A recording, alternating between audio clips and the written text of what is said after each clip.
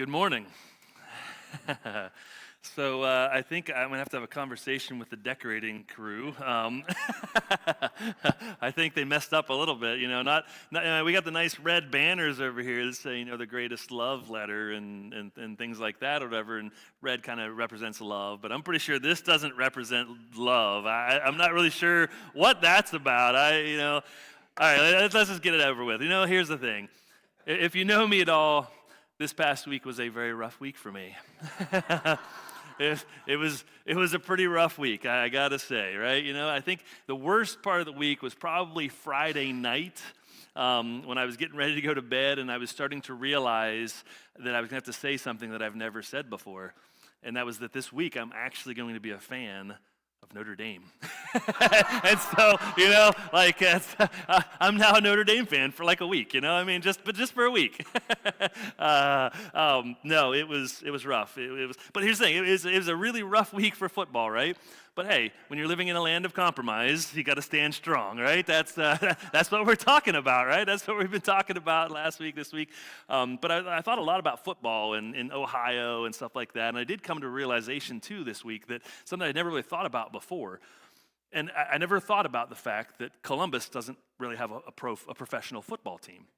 And I was like, I wonder why doesn't Columbus have a professional football team? And so then I started thinking about that a little bit more, and I thought, I realized the reason Columbus doesn't have a professional football team is because then Cincinnati and Cleveland would want one too. And so I'm like, but we can't all have that. So anyway, so obviously the Steelers didn't do that well last night either. It was pretty bad. It was pretty bad. So anyway, let's enough about that. This morning we're in the book of Daniel. And we've been talking a little bit about, this idea of living in a culture of compromise and standing firm and things like that. And so we can have some fun with stuff, but there's some serious stuff for us to talk about this morning. And one thing, actually, before I get started, I just want to say, maybe we should even take a moment here and pray for the people in California, right? With all of the wildfires that are going on and things there's a lot of people that have lost their homes, there's some people that lost their lives. There's been a lot going on there in California, and the devastation is incredible. It's just, you see it on the news and you're like, this just doesn't even look real, right? Like there's just so much devastation there right now and stuff, and you hear it on the news, and I don't think we can fully appreciate it sometimes, just by watching on the news. I can't imagine what those people are going through right now that are going back to where the place that they live, and they're seeing their homes just completely destroyed by this fire and just the devastation that's there. So let's take a moment actually and just pray for them. Father, I pray for the people in California, Father, that have been dealing with these wildfires and dealing with all of that. And Father, I pray that you would just be with them, those especially that have lost their homes or lost a loved one or lost those things, Father. I pray that you would just be with them and comfort them. Father, I pray that in the darkness, Father, in that dark time, that you would continue to shine brighter. I pray, Father, that you would shine the light there, and that the people there would be able to recognize that you're in control, and that you aren't taken by surprise by any of this, Father. But I pray that you would help them to be able to take comfort and rest in you, to be able to seek you out, Father, to be able to understand who you are and what you do and why you love them so much, and even in a dark time like that, how they can still have joy and peace. And Father, I just pray that you would be with each and every one of them. Just comfort them. Just be with them. Allow them to figure out those next steps and things like that, Father, as they go through this. And these things I ask in your name. Amen. It's a devastating thing, right? And when you look at something like that, you look at a natural disaster like that, and you see all of that devastation, or when you see something on the news about something else that's kind of just devastating, where there's a lot of people that lose their lives, or they lose their property, they lose this or that, and it's just a devastating thing. It just makes me so thankful, right? So thankful that there's a God in heaven, right? There's a God in heaven, and that he is in control. Because it'd be easy to look around and go, man, this is just, everything's just out of control. Our world is out of control. But as believers, we know that there's a God in heaven, and that he is in control. And now there's some people that would say that if you just follow God, right? If you just follow God, everything will fall into place. There are people that say that, and there are even maybe some preachers, I think, that kind of lend themselves to that kind of thinking and preaching and stuff, saying that if you just follow God, everything will fall into place. If you do the right things, everything will fall into place. Your life will be better. You'll be happy, healthy, and wealthy, right? As if you follow God and you put your faith and trust in Him, right? And there's so many people that believe that if you give your whole life to God, that God will somehow make your life easier. Unfortunately, that's not true. That's not necessarily true. Serving God doesn't eliminate hardship in our lives. In fact, sometimes it's just the opposite. Sometimes it actually makes you a target, right? When you give your life to God and you give your life to Him and you start following Jesus, sometimes that actually makes us a target, right? And when you're living boldly for God, our spiritual enemy takes notice. He will take notice when you're living boldly for God. Our spiritual enemy will take notice. It says that Satan is roaming around like a lion looking for someone to devour, right? He's constantly on the prowl. He's constantly doing this. And when you give your life to Christ and you start living boldly for Him, He begins to take notice. If you ever feel like you're under attack, maybe you are. Right? You might be. Some people think that when things get difficult, they start thinking, well, things are getting difficult. I must not be in the center of God's will for my life, right? And that's possible. Maybe you're not. Maybe there is something God's trying to tell you or show you and saying, hey, you need to be over here instead of over here. Maybe that's possible. But also, it's very possible that you're right in the middle of His will. Right? Because remember, here's the thing. What we need to remember is that a spiritual attack isn't necessarily a sign that you're doing something wrong. It's often evidence that you're doing something right. Right? A spiritual attack doesn't necessarily mean that you're doing something wrong. That's not always what it means. There are times maybe when that's true. But the thing is, it's not always true, because sometimes you might be doing exactly what God's called you to do, and things aren't going your way in your eyes.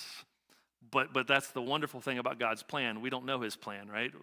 We just know that He is faithful and He is good, and we can trust Him in the plan no matter what happens, right? It's often evidence that sometimes that we're doing the right thing. And so today we're going to skip ahead. Last week we looked at Daniel chapter 1. We're going to skip ahead in Daniel a little bit, Daniel chapter 6 this morning, actually. And we'll come back to some other stuff later. But in Daniel chapter 6, we see the story of Daniel and the lion's den, all right? We see the story of Daniel in the lion's den, and it's a powerful Old Testament Bible story, right? If you grew up in church, you probably know this story very well, right? You probably know a lot about this story. You could probably recite the entire story for me and tell me exactly the events that happened and all of those things. And that's great. But like a lot of other stories in the Bible, I think that this story will speak to us more and more the more we actually dig into it and think about some things. And the more we know about the story, the more that maybe it can speak to us. And there's a part of this story that, part of the context of this story that I think I'm even guilty of kind of overlooking, right? Most of the time, and I don't ever really think about this when I'm reading Daniel, and I'm reading it from the beginning to the end, and I'm looking through his story and things. I kind of miss this and don't really think about this fact, but I've always viewed Daniel as kind of like this young, bold guy, right?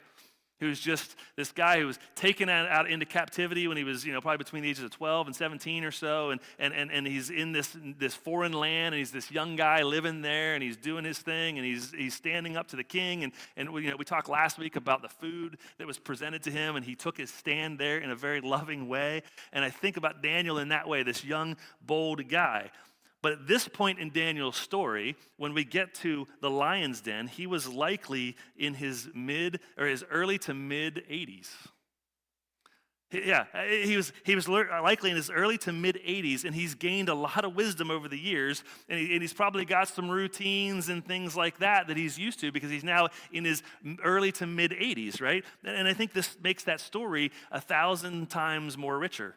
Right? When you really look at it and you think about who Daniel actually was at this point when this story takes place. He's no longer just this young guy who's taking a stand. He's probably in his early to mid 80s. He's lived a little bit, right? He's seen a few things. And he's gone through a lot of things. And we'll look at some of the other things that he's gone through in this time. But I think that's very important. I think it's important for us to recognize that and to think about that, because here's the thing. When you think about Daniel and his story, Daniel has served under 4 kings, right? Daniel served under 4 kings from 605 to 530 BC. You had King Nebuchadnezzar, right? King Nebuchadnezzar was the Babylonian king that conquered Jerusalem and took Daniel and his friends into captivity. So you've got that king, right? Then you got King Belshazzar, right? Which is King Nebuchadnezzar's grandson. Remember the writing on the wall in that story or whatever in Daniel, and that's that king, right, who was later then assassinated, right? And then you've got King Darius. And King Darius was the king during this time that we're going to be looking at, actually. And he was he was this administrative genius, really. When you look at it, he was really good at putting things in place and setting up law and order and things, or whatever. And so you look at King Darius, and that's who he is. And then you have King Cyrus. Right? And King Cyrus was the Persian king that conquered Babylon. Right? He conquered Babylon and allowed the Jewish exiles to return home. And Daniel served under all of these kings. I think when we really start to think about that, right, that makes a difference in some of these stories a little bit. You start to see Daniel maybe is a little bit of a different person at this point, because he's now in his early to mid-80s. He's no longer just this young teenage guy who's standing up for God, right? He's been through a lot in his life. During his 7 decades of captivity. 7 decades of captivity. Think about that. That's how long Daniel was in captivity. 7 decades of captivity, right? Daniel shared his faith with each of the 4 different kings. He shared his faith with each of the 4 different kings under 3 different empires. You had the Babylonians, the Medes, and the Persians, right? It's amazing when you think about Daniel's life and all that he went through, right?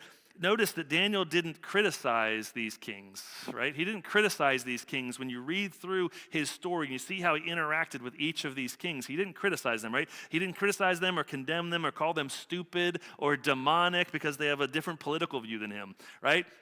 Not saying anything, but you know what? Like, you look around in our day today, how do we treat people a lot of times, right? When we don't agree with them, when they have a different political view, what are some of the things we say about them? You go on social media and you start reading the things that people are saying about people on the other side, and it's pretty quick. You're like, man, these people hate each other, and they're criticizing each other. They're calling each other stupid. They're calling, all of this stuff. Like, it's awful. Daniel didn't do any of that. Daniel didn't do any of that. Through 4 different regimes, Daniel consistently and lovingly shared his faith in God.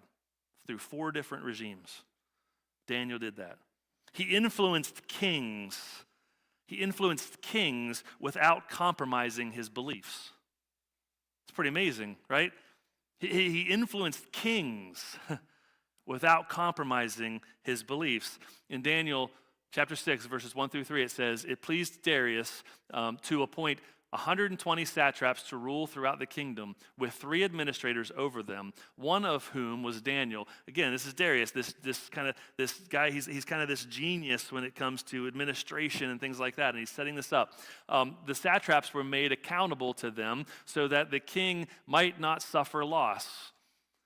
Now, Daniel so distinguished himself among the administrators and the satraps by his exceptional qualities that the king planned to set him over the whole kingdom, right? So you've got Daniel here, and he's in this, and Darius is setting up all these 120 satraps, and he's got these 3 people that he's putting up in front to oversee all of them, and these administrators, and Daniel's one of them, and it says that he distinguished himself.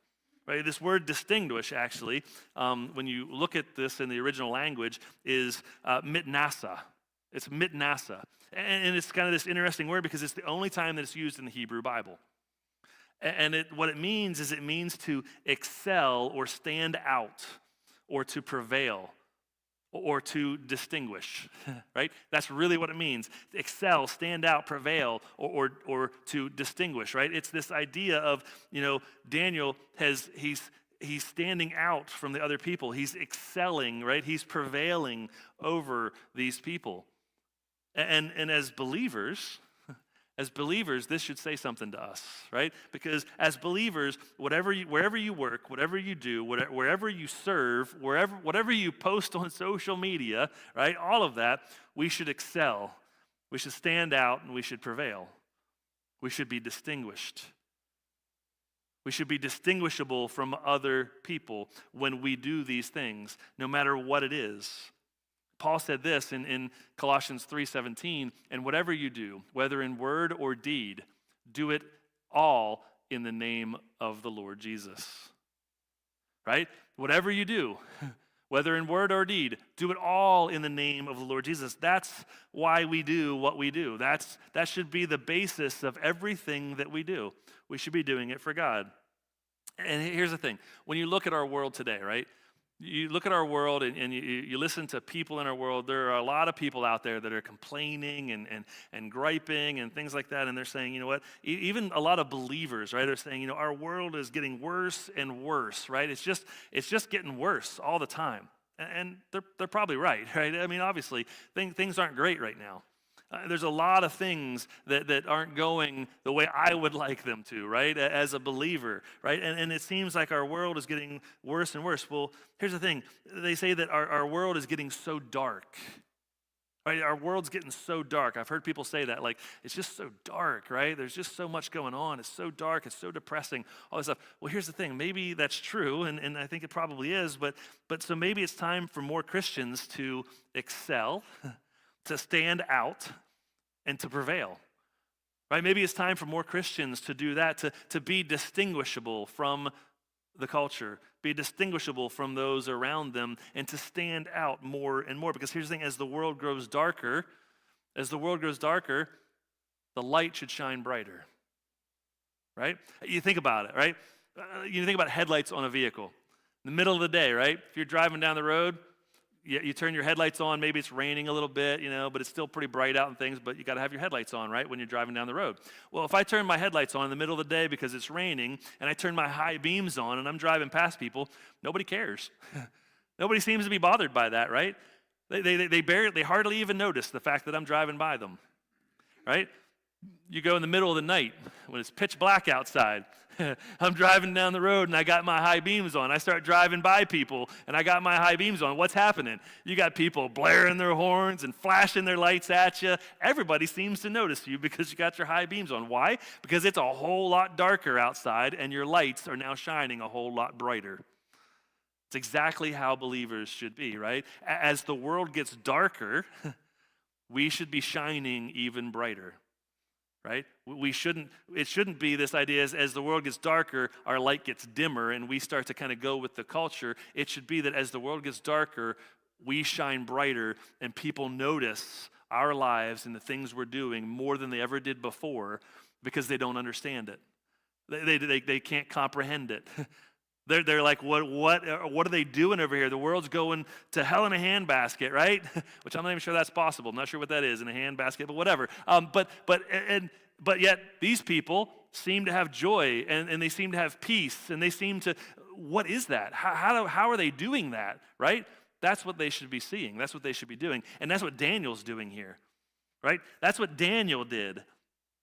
Did the other leaders that he was part of, these other three leaders, the other two guys that he was part of, did they like him for that? Did they come up and go, oh man, you're doing such a great job. Like, let's pat you on the back, man. Keep it up, Daniel. Right? Did they do that? No. No, in fact, they tried to cancel him. Right? Cancel him. We have the cancel culture, right? It's this term that has been thrown around quite a bit lately, you know, cancel culture, where people just try to cancel other people. You don't like what somebody else has to say, you just cancel them, right? You just get everybody to band together. You're canceled. You can't talk anymore. We're not going to let you speak. Be quiet, right? That's kind of what it is. That's the cancel culture. Here's the thing. The cancel culture is nothing new. The cancel culture started all the way back in Daniel's day. Right? The cancel culture is exactly what they were doing there. They were like, you know what? We're going to cancel Daniel. That's what we want to do. We're going to cancel him. We don't like him. We don't like what he's doing. He's standing out. The king seems to favor him. He's doing all this stuff, whatever. He's excelling in all these areas. He's doing all this stuff, whatever. We need to cancel him. And so when you read this story and you think about this, there are three qualities of unshaken impact that we're going to talk about this morning. Right, three qualities of unshaken impact that we can have this morning. And the first is this: we serve God with integrity. First quality is this: we serve God with integrity. Right? Daniel served God with integrity, and King Darius planned to promote him because of it. Because of his integrity and because he followed God and he stuck to what God had to say, Daniel was excelling, he was standing out, he was prevailing, right? And King Darius was going to promote him because of it. The other leaders were jealous about what was going on, and they tried to cancel him, right? And so in Daniel 6, 4 through 5, it says this: "At this, the administrators and the satraps tried to find grounds for charges against Daniel in his conduct of government affairs, but they were unable to do so. So they could find no corruption in him because he was trustworthy and neither corrupt nor negligent. Finally, these men said, 'We will never find any basis for charges against this man Daniel unless it has something to do with the law of his God.'" Right? And so that's what they're looking at. And the Babylonian leaders, right, these guys, whatever, they started looking for any reason to discredit Daniel. They were trying to find any reason to discredit him, to cancel him.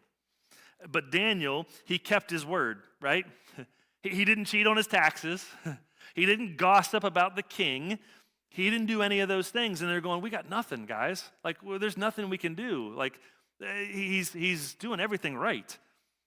Under 4 different Babylonian kings, Daniel served God faithfully with integrity. I think we need to think about that, right? Under 4 different U.S. presidents. Under 4 different Babylonian kings, right? Daniel, he served God faithfully with integrity in Babylon. It wasn't like he was just in his hometown, right, even, and in the comforts of his own home and all that. No, this is a guy that was taken out of all of that, taken into captivity to a strange world, a strange area, to political views that he had no agreement with whatsoever, and taken there, and he lives faithfully with integrity in Babylon. That's saying something. That's saying something. Daniel's life demonstrated the truth that we talked about last week, that you may live in Babylon, but you don't have to let Babylon in you, right? You may live in Babylon, but you don't have to let Babylon in you. And his life demonstrated that. He lived in Babylon. He was taken there in captivity. He was there for 7 decades under 4 different kings and 3 different regimes, and he still lived faithful to his God. He didn't allow where he lived to affect him and to change his views, because he knew the one true God, and he knew what the one true God said, and he followed him. There were two other administrators, right? And these 2 other administrators, right, they kissed up to Darius the king, right? They're like, "Hey, you know what?" They said, "You're the GOAT, right? You're the greatest of all time," you know? They're like playing on his ego. They're like, "Hey, you're kind of like, LeBron James, some people think, I don't agree with that. I think it's Michael Jordan." I've said that before, but anyway, they're like, "Hey, you're like the greatest of all time. You're like a living legend, right? You're the king. You're this living legend, right?" And they said, "Why don't you make this law that anyone who prays to any god other than you for the next 30 days will be thrown into the lion's den?" They're like, "Hey, you know what? You're amazing. You're so amazing, right? You should make this law that nobody else can pray to any other god except for you." And this is the kind of thing that rulers and things like that would do back then. It sounds like really like they would actually do that. Yeah, they were that conceited. they were that much about themselves that they would do something like this. And so he's like, "Okay, I'm down with that, right? I am the GOAT after all. I'm the greatest of all time. Why shouldn't they do that, right?" So he's like, "I'll do it." So the king decreed that no one should pray to any god but to King Darius, or they would be thrown into the lion's den. So what does Daniel do? What does Daniel do? Daniel, he loved God and he worshiped God, and he knew his need for God, right? You've got Daniel in the midst of this. But now he's forbidden to talk to God. He's forbidden to talk to God. So what does he do? He really has 3 options, right? There's really 3 options that Daniel can do. And the first is to stop praying. He can just stop praying, right? He can take the month off, right? You can't do ministry when you're dead, right? So, hey, maybe I should take the month off, next 30 days, I just won't pray. God will understand, right? God will understand. It's better to be alive and serve him than to be dead, right? I mean, in that rational thinking, right? So he could just stop praying. Or he could pray silently, right? I'll just pray silently. I won't close my eyes or anything, and I'll just sit there, and nobody will even know that I'm praying, right? I can just do that. What's wrong with that? There's nothing wrong with that, right? God understands. He doesn't say that you have to close your eyes and bow your head. He doesn't say that you have to do any of those things technically. So, you're supposed to pray continuously without ceasing, right? So I can just do that all the time with my eyes open, right? I do it when I'm driving. Why can't Daniel do it, when he's just sitting there, right? So he could do that. He could just pray silently. He could pray and not close his eyes. Or he could keep praying the way he has been, right? Praying the way that he always has, and get caught and then get thrown in the lion's den, right? Those are really his three options. So what happens? Well, Daniel does pray, and his enemies rat on him. He gets thrown into the lion's den, and then God saves Daniel. And it becomes this very popular children's story, right? This cute little cartoon, right? The cartoons are made of this story or whatever, right? And you see these things, like Veggie Tales and things like that. You can just picture something like that. And there's these cartoons that are made of it and this cute little thing and stuff, right? But think about this. I want you to think about this for a second. In the story of Daniel and the lion's den, Daniel at this point, right, up until the point where he's thrown into the lion's den, until he's actually saved, Daniel doesn't know that God's going to save him from the lions. He has no clue that God's going to save him from the lions. God hasn't told him, hey, Daniel, it's okay, buddy. Just keep praying the way you're going to do. I'm going to do something here, and I'm going to save you from those lions. He doesn't have that reassurance. He doesn't know that that's what's going to happen. Daniel doesn't know that. The story could have ended completely different, right? The story could have ended that the lions tore Daniel apart and there was blood everywhere. That'd make for a cute cartoon, wouldn't it? Not sure how Veggie Tales would have made that, right? I'm not sure that would be quite the cute little cartoon that you would see on Veggie Tales and things like that, and the Bible story that we tell our kids and all that kind of stuff. It would change the story completely, right? It would change the story completely. But honestly, it's the most likely outcome. It's the most likely outcome. When you think about this, actually, and if you actually know anything about like these cultures and the way they do these things, these lions would have been starved and beaten and all kinds of stuff. Like they would be ferocious lions that if you threw anything down in that pit, they're eating it, and before it even hit the ground, it would be gone. Like that's the type of lions that we're talking about. Like they prepped these things. This wasn't the first time they had fed somebody to the lions. That's why they have a lion's den, right? Because they know that, hey, that's where we throw people, and because the lions will just eat them like that, and it's done with. It's their form of execution, right? And they've gotten good at it. The most likely outcome is that if Daniel gets thrown into the lion's den, that he's going to be dead before he ever hits the ground. And Daniel doesn't know that God's going to save him. He has no clue, right? So how can we have faith like Daniel? How can we live with conviction in a world of compromise? Because Daniel was living with conviction in a world of compromise. That's what he was doing. He had his convictions, and he wasn't going to change. He didn't know what the outcome was going to be, but he was trusting God no matter what the outcome was going to be. He knew that no matter what happens to me, it doesn't matter. If I'm thrown in the lion's den and God doesn't save me, I'm going to be with him, all right? That's the worst thing that's going to happen. And he's like, I'm trusting him.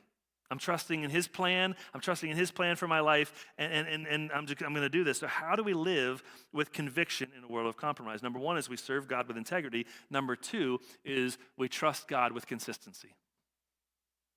We trust God with consistency. Daniel 6:10 says that now when Daniel learned that the decree had been published, he went home to an upstairs room where the window opened towards Jerusalem.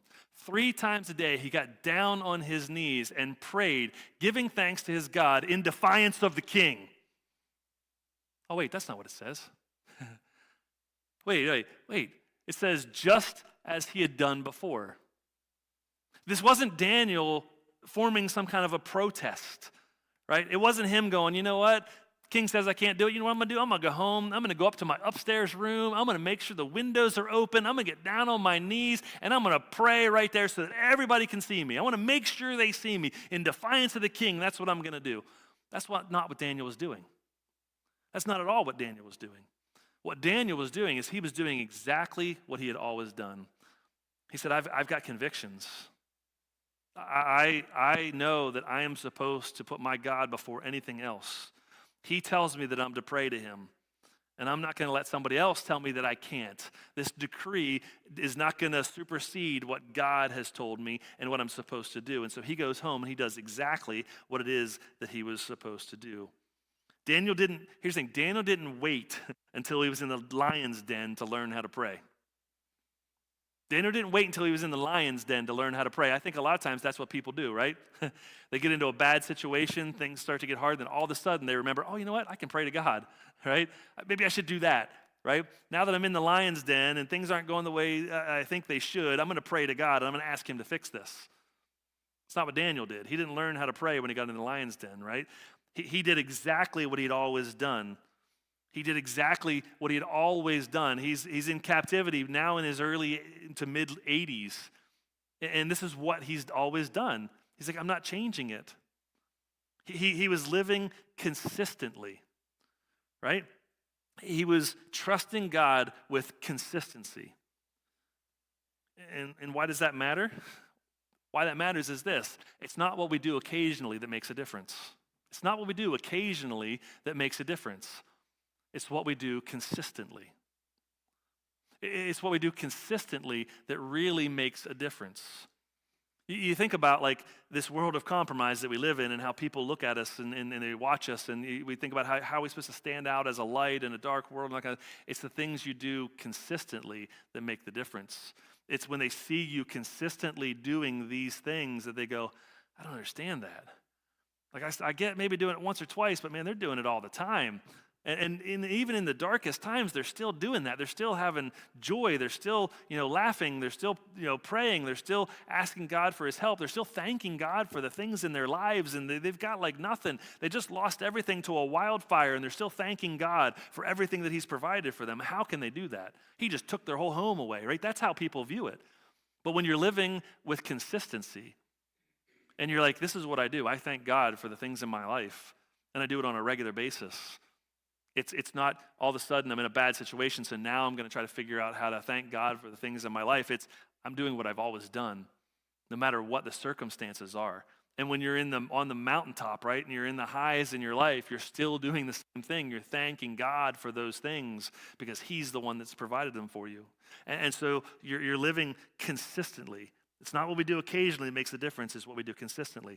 You're never going to have a great yard if you don't water and fertilize it like you should. If you just do it occasionally, it's not going to make a difference, right? It may help a tiny little bit, but you're not going to have a great yard if you don't do that, right? People that have great yards, don't come look at mine because it's not, right? Because I don't do this, right? But people that have like these great fancy yards with the stripes in them and everything else, whatever, and everything looks perfect, they water and fertilize and all kind of stuff consistently. They do certain things consistently to keep that grass looking the way that it does, right?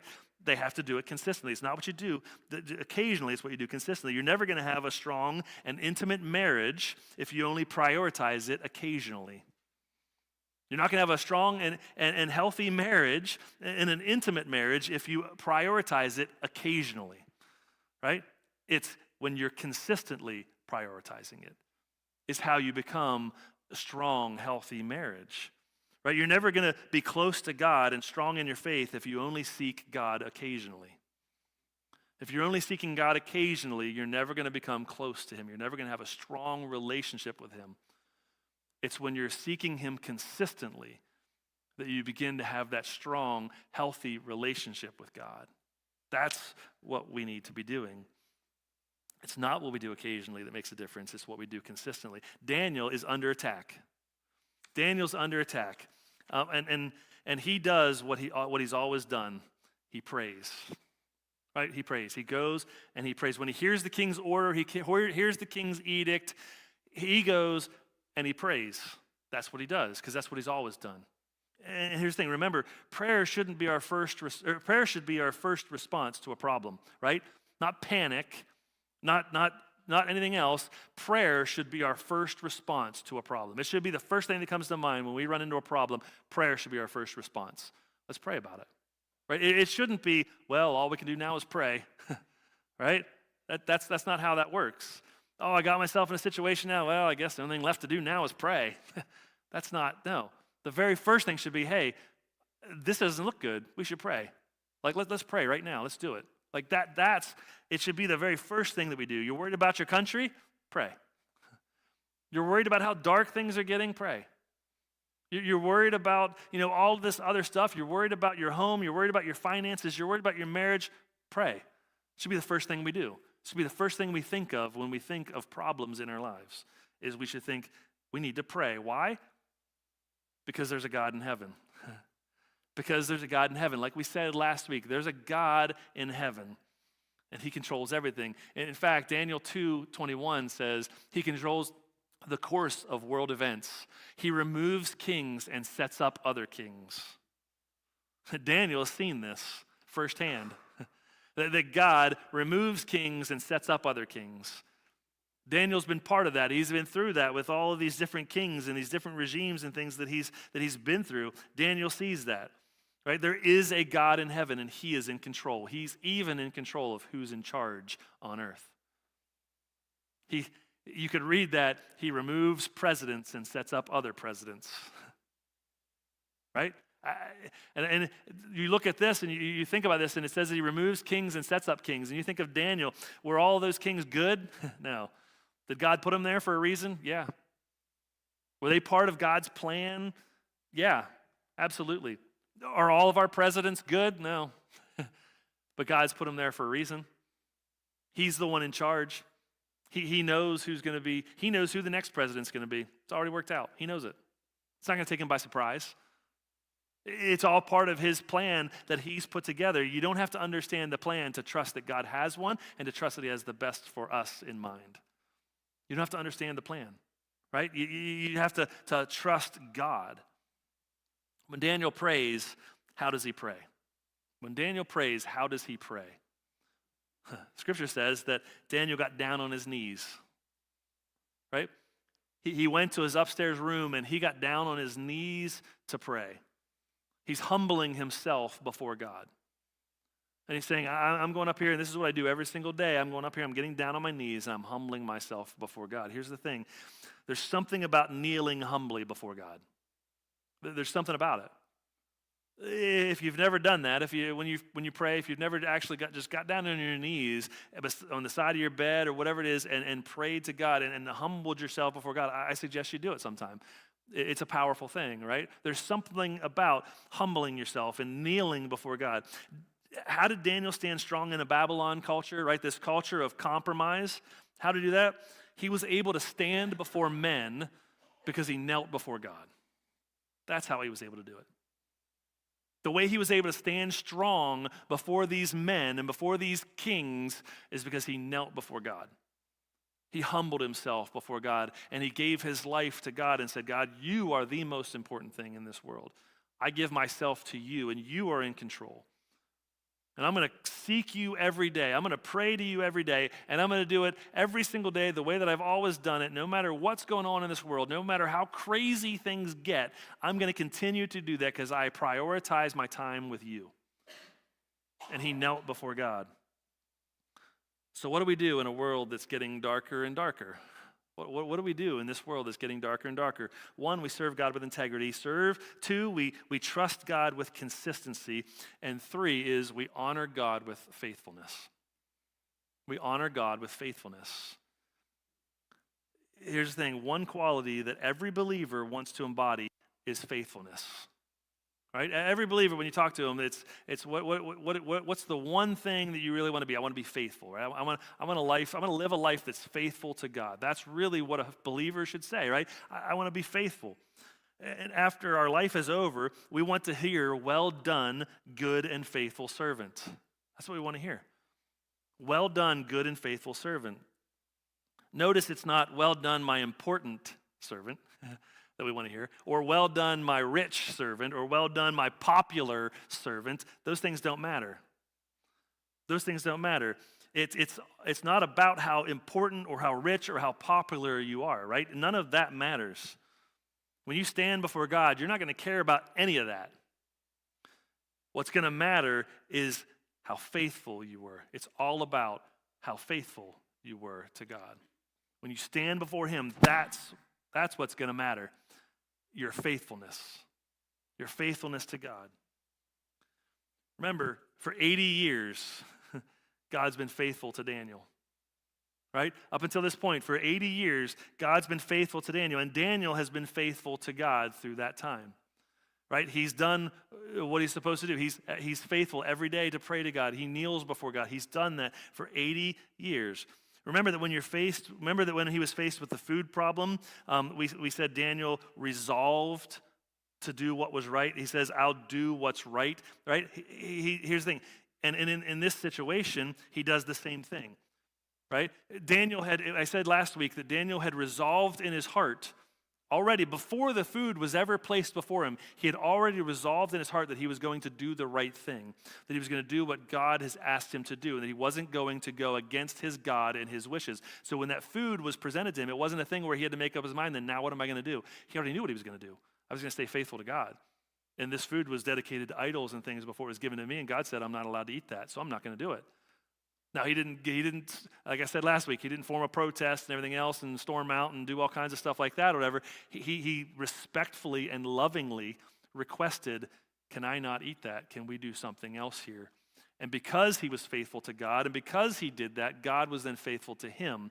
And he made him and his friends much healthier and stronger and everything else, and made them stand out and made them wiser than everybody else, all of this stuff, whatever. And he does that. And he says, I will trust God in this situation that he's in now, that he finds himself in. He says, I will trust God if he saves me, but I will also trust God if he doesn't. I will also trust God if he doesn't. That's powerful. When you think about that, right? Like, that is so powerful. He's going, remember, again, he doesn't know that God's going to save him. If he gets thrown into this lion's den, he doesn't know what's going to happen. I can just picture Daniel right now as he's getting to the edge of that lion's den and they're getting ready to throw him in, going, this is it, right? Like, this could be it. By the time, before I even hit the ground in there, I could be dead and I could be in heaven with God. Like, this could be it. I'm sure there was some fear that came over Daniel at that moment of like, oh no, what's happening right now? These guys are literally throwing me in. But he had already resolved to the fact that he was going to do what was right. He wasn't going to let anything stop him from doing what God had called him to do, and that was to be faithful to him. Now, King Darius was trapped by this law that he created, right? King Darius was trapped by this law, and he gives the order to throw Daniel into the lion's den. He gives this order. He says, we got to throw him in the lion's den. But he says at the last minute, like as he's getting ready to throw him in, and he's talking to Daniel and getting ready to throw him in, he says at the last minute, he says, may your God that you continually serve rescue you. He recognized that Daniel continually served his God. He's recognizing that, and he kind of like whispers it, hey, may the God that you continually serve rescue you, man. I don't know what else to say. I'm stuck. So here we go, right? And so he was thrown into the lion's den. But and then now the king, right, he couldn't sleep. It says that he couldn't sleep and he was restless and all this stuff. And then the very first thing the next morning, he runs out to the lion's den. And as he gets there, he's like crying out, like, right, did your God rescue you, Daniel? Are you there? Did your God rescue you? He's like, I need to find out, like, what happened here. Like, because they had sealed the lion's den, right? They sealed it, and he sealed it with his seal and some other seals and stuff like that so that nobody could mess with it, so that nobody could know for sure what was going on until they open it up, like the next morning or whatever. So when they open it up, he's like, yeah, you still there, right? It's like he's this anticipation, like wondering what happened. And he just runs in. In Daniel 6:22-23, this is what happens. Daniel says, my God sent his angel, and he shut the mouths of the lions. Did Daniel know that was going to happen? No. Daniel didn't know that was going to happen. They have not hurt me because I was found innocent in his sight, nor have I ever done any wrong before you, your majesty. The king was overjoyed and gave orders to lift Daniel out of the lion's den. And when Daniel was lifted from the den, no wound was found on him because he had trusted in his God. That's amazing. That is amazing when you truly think about what just happened. And here's the part of the story that we're not going to necessarily read, but I think it's important to note that the king then he was upset with the people that tricked him basically into making this law. And what did he do? He threw them and their families into the lion's den. And what does it say about them? It says that when he threw them in, they were dead and ripped to shreds, and there was nothing left of them by the time before they even hit the floor of the lion's den. Like, that's the lions that Daniel was thrown into. And I think that makes it even more of like, wow, this is miraculous. Like, they literally just hoisted Daniel out of there, and then they throw these other people in, and instantly they're killed.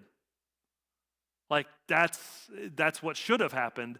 And so the people there are going, this is miraculous. There's no way Daniel survived in this lion's den. This was absolutely his God that did it. Because Daniel honored God. That's right. Daniel's faith illustrates this truth, that when you do what's right, you can always trust God with the results. When you do what's right, you can always trust God with the results. It doesn't matter, right?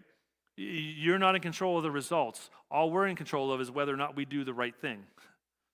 If you do what's right, you can always trust God with the results. You can always trust him. Because Daniel honored God, he spiritually impacted 4 kings.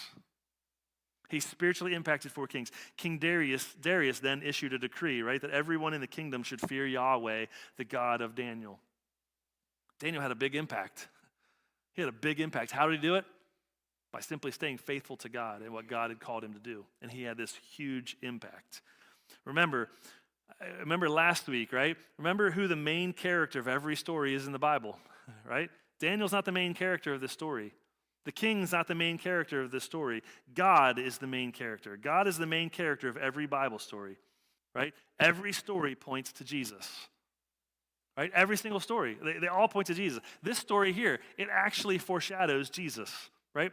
It actually foreshadows Jesus when you think about it. Because listen, this story, it foreshadows Jesus in a couple of ways. Just like Daniel, men conspired against Jesus. Do you ever think about this? Just like Daniel, men conspired against Jesus. Just like Daniel, men set traps for Jesus, right? You had the Pharisees and all them trying to set traps for Jesus all the time, right? So they set these traps for Jesus, just like Daniel. Just like Daniel, Jesus was falsely accused by his enemies. Daniel hadn't done anything wrong. These guys were looking for anything they could do, right? They could find no wrong in him, and so they made something up. Just like Jesus, Daniel was falsely accused by his enemies. Just like Daniel, Jesus was condemned to die a violent death, right? Just like Jesus, Daniel was condemned to die this violent death. And just like Daniel, Jesus was put into a cave that was sealed so that no human could intervene, right? It's all there, right? Just like Daniel, Jesus was put into this cave and it was sealed by the king and all these people, just like Jesus when he was put into the cave, right? When Jesus passed away on the cross or whatever, when he was dead, he was put into that cave and it was sealed so that no humans could intervene, just like Daniel. And just like Daniel, Jesus walked out of the cave alive, right? Just like Daniel, Jesus walked out of that cave alive. It's pretty amazing when you think about it, right? This story, it foreshadows Jesus. God is the main character in this story. This story is all about Jesus. This story is all about how God has a redemptive plan for our lives. That we don't always understand the plan, right? I'm certain Daniel, right? Like we said, he didn't understand the plan. He's going, I'm not really sure how this serves your purposes, God, for me to get thrown into this lion's den, to get torn apart by these lions and be killed, but I'm not gonna go against you because this king says I'm supposed to. So I'm gonna do what you've called me to do, and I'm gonna continue to be faithful to you, and I'm gonna put my hands and my life in your hands, and I'm gonna trust you with whatever that is you're gonna do with me. And because he was faithful, Daniel was spared. Does that always work that way? No. No, you're not always spared every time you're faithful, because God's got a plan. We don't know the plan, God does. And that plan is something that we have to trust. We don't have to understand it. We just have to trust that there is a plan and that there is a God in heaven, right? No matter what is going on in the world, right? No matter what it is that you're going through right now, no matter what your circumstances are, no matter what happens this week, you can trust God, right? You can trust God through whatever it is. Whatever you're going through, you can trust God. Why? Because there's a God in heaven. Because there's a God in heaven. Because he is in control, right? That's why we know we can trust him, because he conquered death, right? He was put in that cave and he walked out alive. He conquered death, he conquered sin, he conquered all those things. Why for us? Why? Because he loves us that much that he died that brutal death on the cross. And he walked out of that cave alive, and he's now in heaven. He's in control, and he knows exactly what's going on. He knows exactly what your circumstances are, and he has a plan, and we need to trust that plan. No matter what we're going through, we can trust God and trust his plan. Let's pray. Father, thank you again so much for this opportunity for us this morning to be able to look into your word a little bit, to think about Daniel and the lion's den and what that story is truly about, Father, and who the main character actually is in that story. And Father, I pray that you would help us to think through that, Father, as we think through the story of Daniel. What does that mean for our lives, and how do we apply that to our lives, Father? And Father, I pray that you would help us to understand that we can trust you no matter what we're going through, no matter what the circumstances are, no matter how hard we think things are, no matter how bleak we think things look. We can trust you, and we know that there's a plan. You have a plan, and we don't fully understand it all the time. And I pray, Father, you would help us to lean on you, to have that comfort and peace that you offer us by coming to you consistently, Father, and having that relationship with you that helps us through those dark times, that allows our light to shine so bright in the darkness. And Father, I pray that we would be that, Father. I pray that every single person here would be a light that shines in a dark world, that they would be a light that shines, that people can truly see, and that everybody around them sees it and goes, there's something different there. There's something going on, and I want to know what it is. And Father, I pray that you would help each and every one of us to be that light, to shine as bright as we possibly can in this dark world. And these things I ask in your name. Amen.